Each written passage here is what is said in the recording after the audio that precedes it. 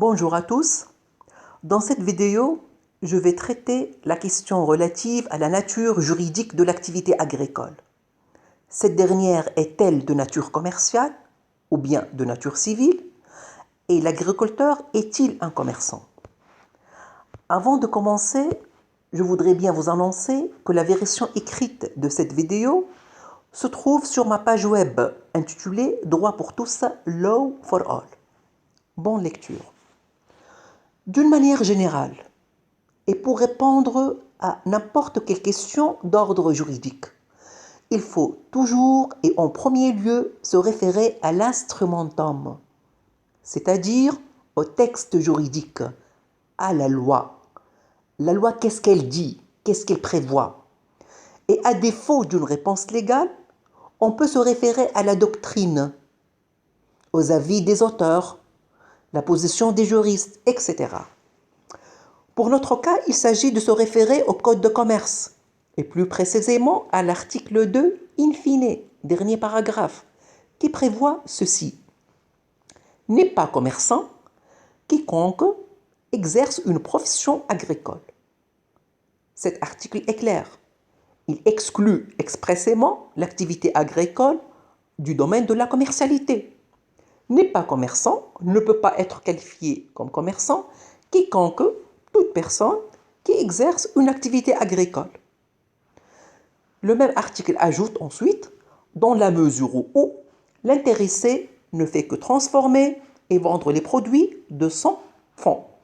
Cette seconde phrase sera analysée ultérieurement. Alors, selon cet alinéa, selon ce paragraphe, le législateur pose une exception au principe de la commercialité des actes de production, dans la mesure où il a exclu expressément l'activité agricole du domaine du droit commercial. Ce n'est pas toute activité de production est une activité commerciale.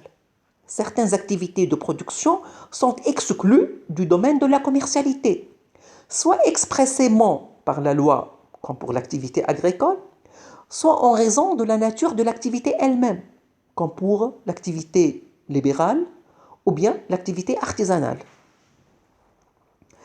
Mais la question qui se pose, pourquoi la loi a exclu l'activité agricole du domaine de la commercialité? Pourquoi le législateur a qualifié l'activité agricole comme une activité civile? Pour répondre à cette question, il est possible d'avancer deux fondements, justifiant l'exclusion de l'agriculteur de l'application du droit commercial. Il s'agit d'un fondement historique qui vient de l'histoire, d'une part, et d'un fondement économique, d'autre part. Quel est le fondement historique? Historiquement, l'exploitation agricole existait avant l'exploitation commerciale. Et c'est le droit civil, la plus vieille branche du droit, qui a régi au début les activités agricoles. On sait bien que le premier secteur économique est l'agriculture. L'économie de l'homme primitif était basée sur l'agriculture. Et c'est pour cette raison que l'activité agricole est appelée le secteur primaire, c'est-à-dire le premier secteur. En matière de droit, la première branche du droit qui a vu le jour, c'était le droit civil. C'est la plus vieille branche du droit qui existait depuis l'Antiquité. À cette époque, nous avons voulu soumettre l'activité agricole à des règles juridiques. Il n'y avait que le droit civil. Et par conséquent, on a appliqué les dispositions du droit civil sur l'activité agricole. Et depuis, nous avons qualifié et considéré l'activité agricole comme une activité civile. Le fondement économique. Quant au fondement économique, le secteur agricole, secteur primaire, est considéré comme étant très différent des secteurs industriels et commerciaux, dans la mesure où l'exploitation agricole est tributaire des caprices de la nature, de manière qu'il est difficile de déterminer le prix de revient à l'avance. Le fondement économique consiste à faire une comparaison entre l'activité agricole par rapport à l'activité industrielle et commerciale. Certes, nous avons trouvé des points de divergence. L'activité agricole est liée à la nature, au climat. De telle manière, l'agriculteur ne peut pas prévisionner à l'avance son prix de revient. contrairement à l'industriel ou bien au commerçant. L'article 2 a exclu l'agriculture du domaine de la commercialité, mais il n'a pas défini qu'est-ce que l'agriculture. Traditionnellement, les activités agricoles portent aussi bien sur la culture des végétaux, c'est-à-dire l'implantation des plantes, ainsi que sur l'élevage des animaux utiles à l'homme, tels que l'élevage des lapins, des poulets, des moutons, des vaches, ainsi que sur la pêche. Donc, l'agriculture englobe 3 types d'activités. La culture des végétaux, l'implantation, l'élevage des animaux utiles à l'homme, deuxième activité, et la pêche, troisième activité. Mais en contrepartie, l'article 2, dans son alinéa dernier, a posé certains critères permettant de déterminer le caractère civil ou commercial de l'activité agricole. Il s'agit du critère de l'origine des produits, le critère de la transformation des produits et le critère de la vente des produits. Bon, revenons à l'article 2. Cet article qui prévoit ceci n'est pas commerçant quiconque exerce une profession agricole, dans la mesure où l'intéressé ne fait que transformer et vendre les produits de son fonds. La question qui se pose, pourquoi le législateur a ajouté cette dernière phrase, dans la mesure où l'intéressé ne fait que transformer et vendre les produits de son fonds? Bon, pour répondre à cette interrogation, je dois faire un petit rappel du contenu de l'article 2, paragraphe 2. Le paragraphe 2 de l'article 2 comporte une liste non limitative des activités que la loi qualifiait comme activités commerciales. Parmi ces activités, il a cité l'activité de transformation comme un acte de production et l'activité de vente comme un acte de commerce de spéculation. Bon. Le législateur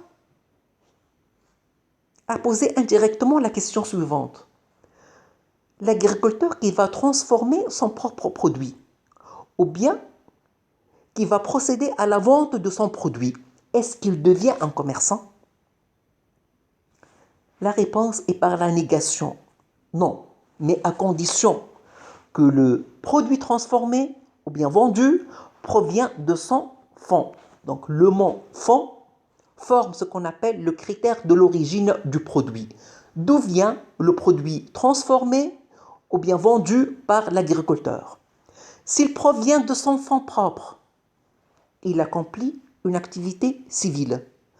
Mais si le produit transformé ou bien vendu provient de l'extérieur, par exemple un produit acheté de l'extérieur de son voisin, dans ce cas, l'agriculteur accomplit un acte de commerce. Et si cet acte est dominant, l'agriculteur risque de se transformer en un commerçant. Revenons à notre cours. Demeure donc civile l'activité agricole qui ne fait que transformer et vendre les produits de son fonds. Cette confirmation prend en considération le critère de l'origine du produit. Voilà. Que signifie ce premier critère? Au sens de l'article 2, dernier paragraphe du Code de commerce, l'activité de production agricole n'est pas commerciale si l'agriculteur ne fait que transformer et vendre les produits de son fonds. C'est le cas par exemple de l'agriculteur qui transforme le lait de son troupeau en beurre ou en fromage et qui par la suite procède à la vente de ses produits. Il n'accomplit jamais un acte de commerce. Pourtant, l'article 2 a cité l'activité de transformation et de vente comme activité commerciale. Mais tant que l'agriculteur est en train de transformer et de vendre un produit provenant de son fonds propre, il reste toujours un agriculteur, une partie civile. A contrario, l'agriculteur qui transforme et vend les produits qui ne proviennent pas de son fonds, produits achetés par exemple de l'extérieur de son voisin, exerce une activité commerciale comme par exemple l'agriculteur qui achète des fruits ou des légumes pour les mettre en boîte et les vendre. activité de conserverie. Il ne s'agit pas d'une activité de production. Il n'est pas en train de produire une nouvelle richesse économique, mais plutôt il est en train d'accomplir un acte de commerce de spéculation.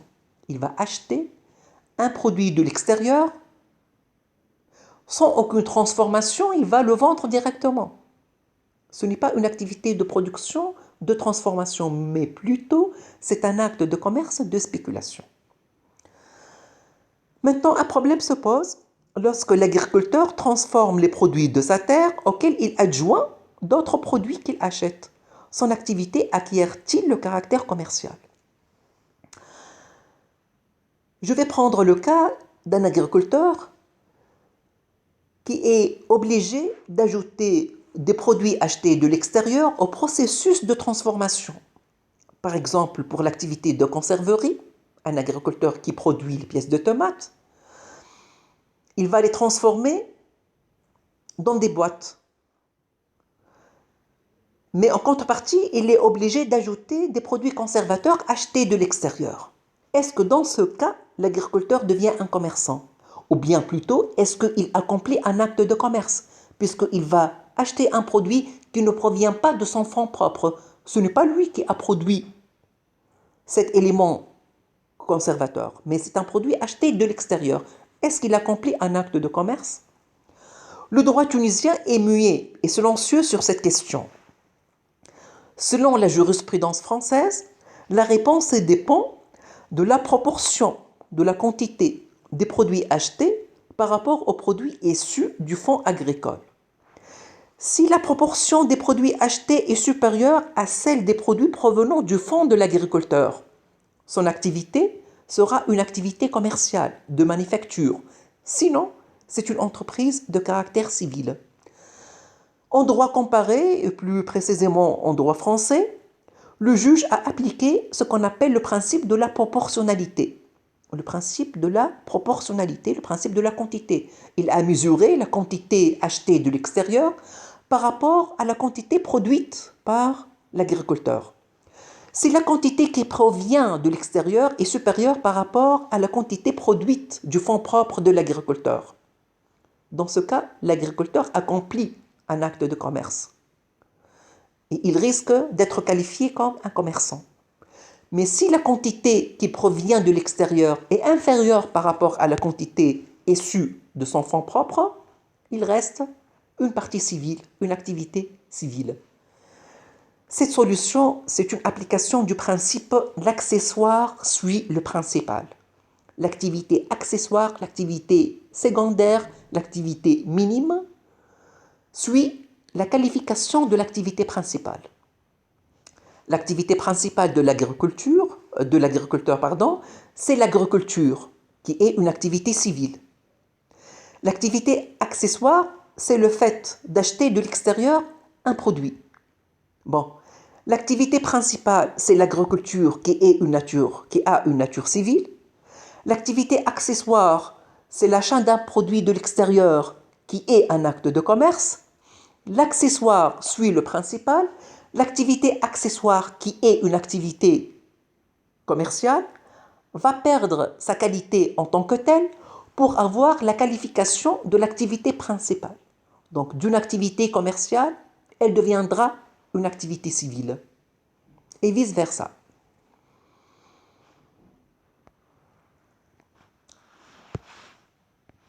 Le produit accessoire doit être nécessaire, voire indispensable au processus de transformation. Par exemple, l'ajout de produits conservateurs. Un autre problème se pose dans le domaine de l'élevage. Lorsque l'éleveur achète la nourriture pour son bétail, pour ses animaux, soit sous forme de produits de base, soit sous la forme des produits transformés, tels que les farines animales. Son activité, dans ce cas, est-elle commerciale? Prenons le cas d'un agriculteur dont son activité consiste à élever des animaux. Il est obligé d'acheter de l'extérieur la nourriture pour son troupeau, pour son bétail. Est-ce que dans ce cas, il accomplit un acte de commerce? Faut-il appliquer également le principe de la proportionnalité? La question est négative. L'éleveur des animaux, il a le droit d'acheter la nourriture pour son bétail de l'extérieur, quelle que soit la quantité. Il reste toujours un agriculteur qui exerce une activité civile. La jurisprudence française a considéré que les éleveurs qui nourrissaient leurs animaux, en achetant dans une grande proportion les aliments à l'extérieur, faisaient des actes de commerce. Cette solution n'est pas tout à fait juste. Ici, le juge français a appliqué le principe de la proportionnalité, mais ce n'est pas tout à fait une solution correcte et juste. C'est pour cette raison qu'une loi française, numéro 88-1202, du 30 décembre 1988, dans son article 2, a autorisé l'achat des aliments pour le bétail et cet achat n'a pas un caractère commercial, et quelle que soit la quantité. L'éleveur des animaux, il a le droit d'acheter la nourriture pour son troupeau de l'extérieur, quelle que soit la quantité. Il n'accomplit pas un acte de commerce, il reste toujours une partie civile. Passons au deuxième critère, le critère de la transformation des produits. L'agriculteur peut transformer le produit de son fonds soit à partir des procédés traditionnels, soit à partir des procédés industriels. Il peut utiliser des moyens traditionnels au cours du processus de transformation, comme il peut utiliser des moyens avancés, des moyens mécaniques avancés, développés, sophistiqués. La question qui se pose est de savoir est-ce que la nature des procédés utilisés peut transformer la nature juridique de l'activité agricole. Est-ce que l'agriculteur qui utilise des machines avancées et développées pour augmenter sa production devient un commerçant, puisqu'il va spéculer sur les moyens mécaniques? Ou bien, il reste toujours une partie civile, quels que soient les procédés utilisés, traditionnels ou industriels. La jurisprudence française estime que la mécanisation de l'agriculture n'est pas de nature à changer le caractère civil de l'activité agricole. L'agriculteur peut utiliser des moyens mécaniques comme il veut, sans risquer de devenir un commerçant. L'utilisation des moyens mécaniques n'a aucune influence sur le caractère civil de l'activité agricole. Il n'a pas de nature de changer l'activité civile de l'agriculteur. En droit tunisien, on peut estimer que l'utilisation des moyens industriels par l'agriculteur n'a pas d'influence sur le caractère civil de son activité.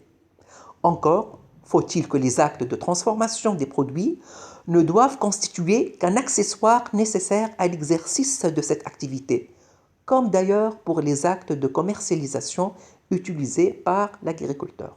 Donc, c'était une phrase de transition pour passer au critère numéro 3, le critère de la vente des produits. Est-ce que l'agriculteur a le droit de faire recours à la publicité pour vendre son propre produit? Ou bien devient-il un commerçant parce qu'il va utiliser des moyens de commercialisation utilisés particulièrement par les commerçants? La réponse est également négative. Non, il reste toujours un agriculteur, même s'il va faire recours à la publicité pour vendre son propre produit. Mais toujours la condition, il faut que ce produit est issu de son fonds propre. Pour vendre leurs produits, les agriculteurs utilisent de plus en plus certains procédés commerciaux, publicité, recours à des intermédiaires commerciaux, utilisation des faits de commerce, etc.